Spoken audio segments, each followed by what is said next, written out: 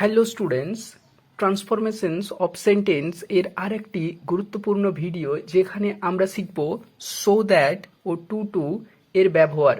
ভিডিওটি শেষ পর্যন্ত দেখে নাও। সো দ্যাট ও টু টু দিয়ে কোনো সমস্যা থাকবে না, এবং একটা রিকোয়েস্ট, ভিডিও কোয়ালিটিটি একটু বাড়িয়ে দেখে নাও। ওকে, চলো শুরু করি। প্রথমে আমরা দেখব সো দ্যাট এবং টু টু দিয়ে গঠিত বাক্য কি হয়। সো দ্যাট দিয়ে গঠিত বাক্য সর্বদা কমপ্লেক্স সেন্টেন্সের হয়, কমপ্লেক্স সেন্টেন্সের হয়, এবং টু টু দিয়ে গঠিত বাক্য সর্বদা সিম্পল সেন্টেন্সের হয়, এবং এই টু টু দ্বারা এবং সো দ্যাট দ্বারা গঠিত বাক্য আবারও একরকম ভাগে ভাগ করা যায়। এই সো দ্যাট দ্বারা গঠিত বাক্য নেগেটিভ হয় এবং নেগেটিভ সেন্টেন্স হয়, এবং টু টু দ্বারা গঠিত বাক্য অ্যাফার্মেটিভ সেন্টেন্স হয়। চলো এবারে দেখে নিই এদের স্ট্রাকচার। এই হচ্ছে সো দ্যাট এবং টু টু দিয়ে গঠিত বাক্যের স্ট্রাকচার। এই স্ট্রাকচারটি একটু দেখে নাও। স্ট্রাকচারটির মধ্যেই লুকিয়ে রয়েছে এর ট্রান্সফরমেশন করার পদ্ধতি, যেখানে প্রথম স্ট্রাকচার সো দ্যাট রয়েছে সাবজেক্ট ভার্ব। এই ভার্বটি জেনারেলি বি ভার্ব হয়। তারপর সো, যেটা দিয়ে আমরা শুরু করেছি, সো, তারপর একটা অ্যাডজেক্টিভ বা অ্যাডভার্ব, তারপর দ্যাট, তারপর সাবজেক্ট, তারপর একটা ক্যান বা কুড। এই ক্যান বা কুড নির্ভর করে এই ভার্বটির উপর, এই বি ভার্বটির উপর। যদি এটা প্রেজেন্ট টেন্স হয় তাহলে এটা ক্যান হবে, যদি এটা পাস্ট টেন্স হয় তাহলে ক্যানের পাস্ট টেন্স বা পাস্ট ফর্ম কুড হবে। তারপর একটা নট, নেগেটিভ ওয়ার্ড, যে কারণে আমরা বলছিলাম যে সো দ্যাট দিয়ে গঠিত বাক্য নেগেটিভ হয়। তারপর ভার্ব, এবং ভার্বটি যেহেতু ক্যান বা কুড মোডাল অক্সিলারির পরে বসছে, তাই এটি ভার্বের 1 নাম্বার ফর্ম অর্থাৎ প্রেজেন্ট ফর্মে বসবে, এবং তারপর যে আদার ওয়ার্ড থাকবে সেটা। এবং টু টু যে রয়েছে তার স্ট্রাকচার এরকম, সাবজেক্ট প্লাস ভার্ব, এটাও জেনারেলি বি ভার্ব হয়, এবং তারপর এই সো এর জায়গায় টু বসে, TOO, এবং তারপর অ্যাডজেক্টিভ, এবং দ্যাটের জায়গায় TO2 বসে, তারপর সরাসরি ভার্বটি বসে যায়, এবং ভার্বটি টু প্লাস ভার্ব হয় নন ফিনাইট ভার্ব, এবং তারপর আদার ওয়ার্ড বসে যায়। যেহেতু এখানে নন ফিনাইট ভার্ব অর্থাৎ অসমাপিকা ক্রিয়া রয়েছে এবং একটি সমাপিকা ক্রিয়া, তাই এটা সিম্পল সেন্টেন্সের হয়।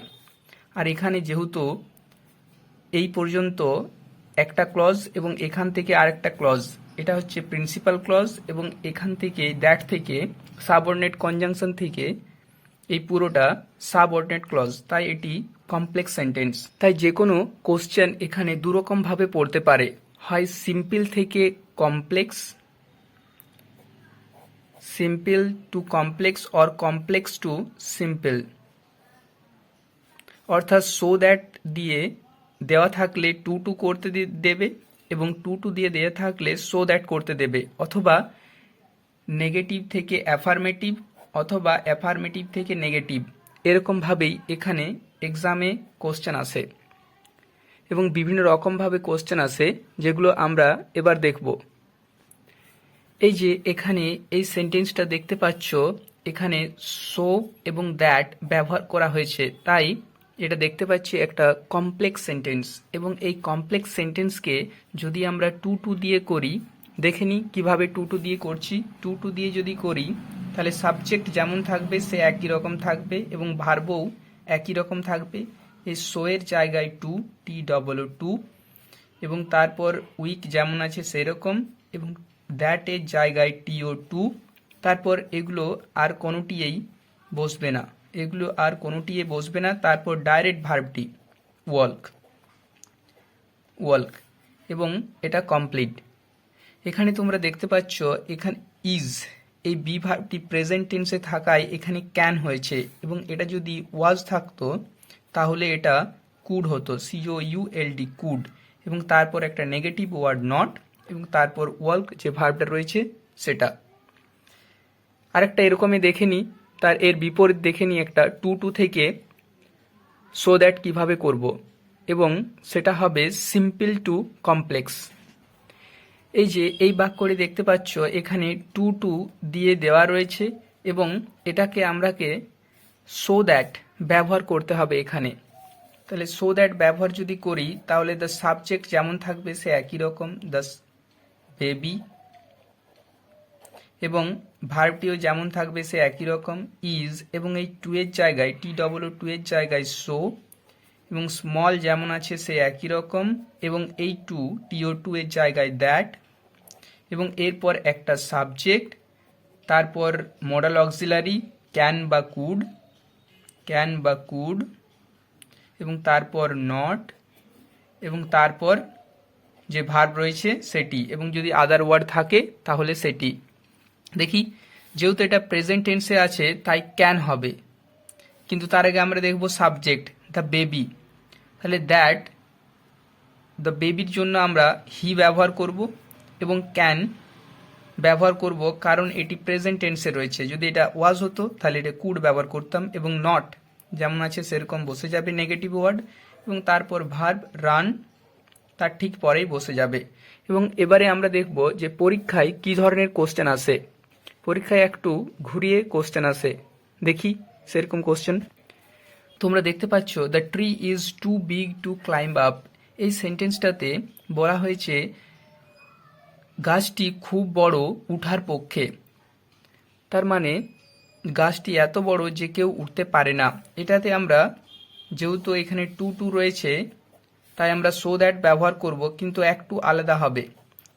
Tree is so big that, এত দূর পর্যন্ত পুরোপুরি একই হবে, কিন্তু এখানে বলে দিয়েছে যে গাছটি এত বড় যে কেউ উঠতে পারে না, তাই এখানে যেহেতু ইউনিভার্সাল এটা, তাই এখানে আমরা সাবজেক্ট নো ওয়ান ব্যবহার করব। No one, subject no one ব্যবহার করব, এবং নো ওয়ানের পরে ঠিক একই রকমভাবে টেন্স অনুযায়ী ক্যান বা কুড বস করব। তাহলে এখানে ক্যান প্রেজেন্ট টেন্সের জন্য যেহেতু আমরা নো একবার ব্যবহার করেছি এবং নো ওয়ান নিজেই একটি নেগেটিভ ওয়ার্ড, কেউ না, তার জন্য আর নট ব্যবহার করব না, ডাইরেক্ট তারপর ভার্বটি বসবে, ক্লাইম আপ। এটা একটু মনে রাখবে, এই ধরনের কোশ্চেন পরীক্ষাতে আসে। এবং দেখার জন্য অনেক অনেক ধন্যবাদ তোমাদের। Thank you.